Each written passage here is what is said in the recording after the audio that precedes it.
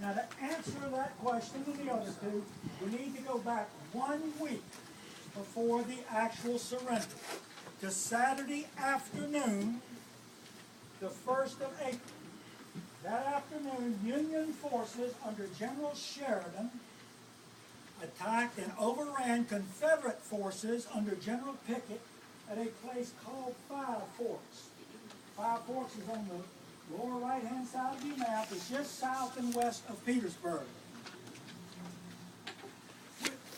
With this victory, General Grant accomplished something he had been trying to do since early May of 1864. He finally outflanked the Confederate Army, which means he finally got Union soldiers all the way around the end of the Confederates, and now his forces could come in behind him. When Grant heard of the victory at Five Forks, he issued orders for an all-out attack against Confederate fortifications around Richmond and Petersburg for early the next morning, Sunday the 2nd of April. The attack occurred and Union forces broke through Confederate lines south of Petersburg. With this victory, Grant accomplished something he'd been trying to do for almost 10 months. Because for almost 10 months, he had had Richmond and Petersburg under siege, trying to break through fortifications. And he finally did it. That Sunday morning. When General Lee heard of the Union breakthrough, he sent a message to President Jefferson Davis. He told him what had happened, and he told him that if the Confederate Army could withstand the Union attack until nightfall, that Lee would abandon Richmond and Petersburg. It was his intent to pull all of his forces out of those fortifications, move them west to a place called Amelia Courthouse. There, Lee would consolidate his army. He would receive a trainload supply of food, and then Lee would immediately take his army south into North Carolina, where he would join up with General Joe Johnston and the Confederate Army of Tennessee. And with the combined force, Lee then intended to turn and do battle with the Union Army. Now, Lee had intended to leave Amelia Courthouse Tuesday morning, but two things went wrong.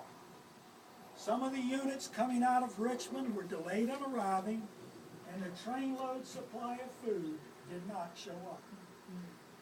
So Lee hesitated a day. He didn't leave Amelia until Wednesday morning, headed south.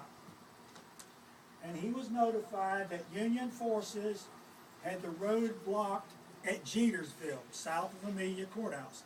Now remember, back then, armies followed roads. And the Union Army had the road blocked. So Lee had to make a decision.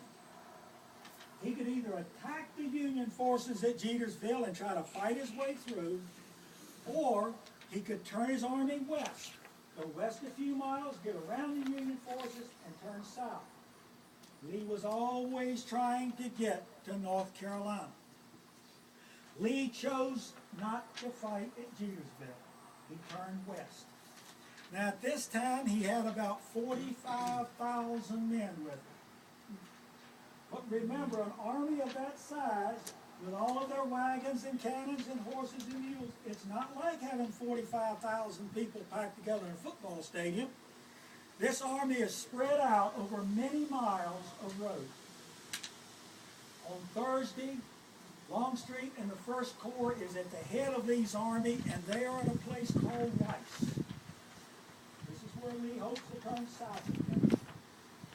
As the forces behind him are passing through an area called Sailor's Creek, they are attacked by both Union cavalry and infantry.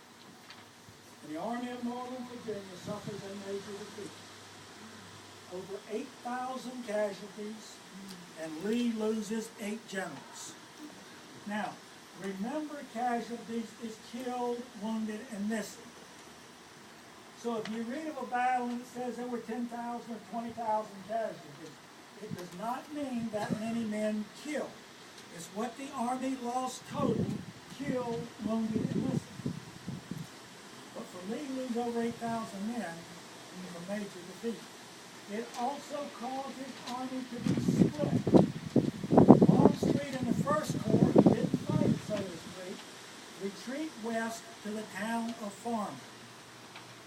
Farmville is located on the south side of the Appomattox River. Actually, the Appomattox River is the northern boundary of the town of Farmville. The Confederates that fought at Sailor's Creek and survived retreated west across High Bridge into Cumberland County. High Bridge is a railroad bridge across the Appomattox River Valley east of Farmville. At the time, it was reported to be the longest, tallest bridge in the world. After crossing that bridge, the Confederates were to burn the railroad bridge and a small wagon bridge in the valley below.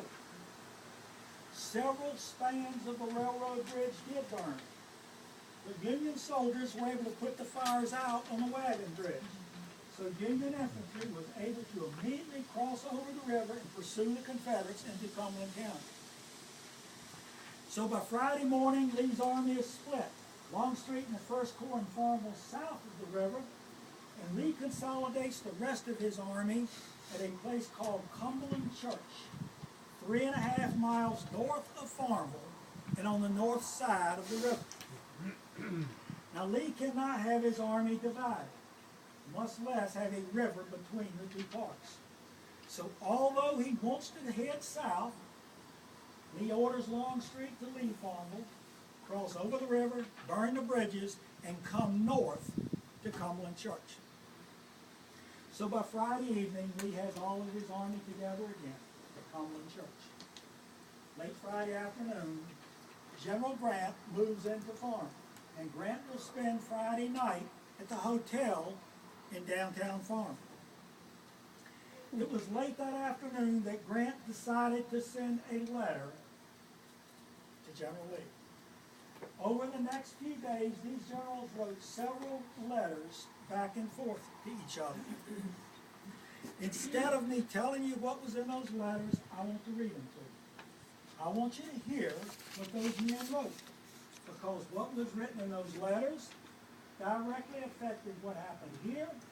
It affected the surrender of the other Confederate armies over the next several months.